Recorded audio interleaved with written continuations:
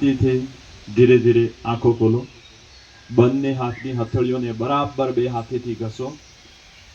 એટલી ઘસો કે ધીરે ધીરે બંને હાથની વચ્ચે ગરમી ઉત્પન્ન થવા લાગે અને એ ગરમી એ એક ઉષ્મા છે।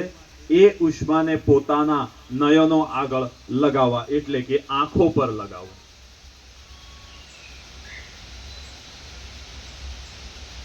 જિલ્લાના આઇકોન પેલેસ પર યોગ દિવસ ઉજવવા માટે જે રતનમાળ ખાતે નળધા કેમ્પસાઇટની જગ્યા પસંદ કરવામાં આવી હતી, તેમાં વડોદરા વાઇલ્ડ લાઇફના અમારા મહેરબાન એસીએફ સાહેબ શ્રી નિધિ મેડમ શ્રી અહીંયા ઉપસ્થિત રહી અને સમગ્ર પ્રોગ્રામ તેમણે નિહાળ્યો અને પ્રોગ્રામમાં જોડાયા। તેમજ આપણે મોદી સાહેબનું જે વિઝન છે કે હર માણસ તંદુરસ્ત રહે, હર માણસ નિરોગી રહે, તે યોજનાના એક ભાગરૂપે જોવા જઈએ તો આજે અહીંયા નળધા કેમ્પ સાઇડે વન વિભાગ તરફથી અમારો વાઇલ્ડ લાઇફની રેન્જ અને નોર્મલની રેન્જ સાથે મળી અને એસીએફ સાહેબશ્રીની આગેવાનીમાં આ પ્રોગ્રામ અહીંયા ઉજવ્યો છે।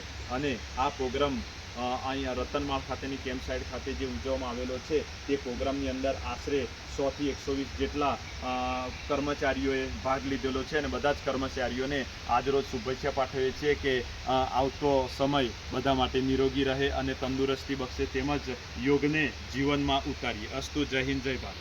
રાષ્ટ્રીય યોગ દિવસ નિમિત્તે આઇકોનિક પ્લેસ નળધા કેમ્પસાઇટ ખાતે યોગ દિવસની ઉજવણીનું આયોજન કરવામાં આવેલ, જેમાં વન વિભાગના તમામ અધિકારી કર્મચારી હાજર રહેલ અને યોગ બોર્ડના માસ્ટર ટ્રેનર તથા તેમના ટ્રેનરો સાથે મળી અને આજનો યોગ દિવસ તેઓના દ્વારા અમને વિવિધ પ્રકારના યોગ પ્રોટોકોલ મુજબ યોગા કરાવવામાં આવ્યા, ઊભા રહીને યોગા કરાવવામાં આવ્યા, પેટ ઉપર થતા યોગાના આસન કરાવવામાં આવ્યા, પીઠ ઉપર થતા યોગાના આસનો અને અંતમાં પ્રકૃતિના ખોળે ધ્યાન ધરી અને આજના યોગ દિવસની ઉજવણી કરવામાં આવી અને સૌને પ્રેરણા આપવામાં આવી કે રોજ બરોજ આ યોગા કરવાથી તંદુરસ્ત અને નિરોગી જીવન કેવી રીતે જીવી શકાય।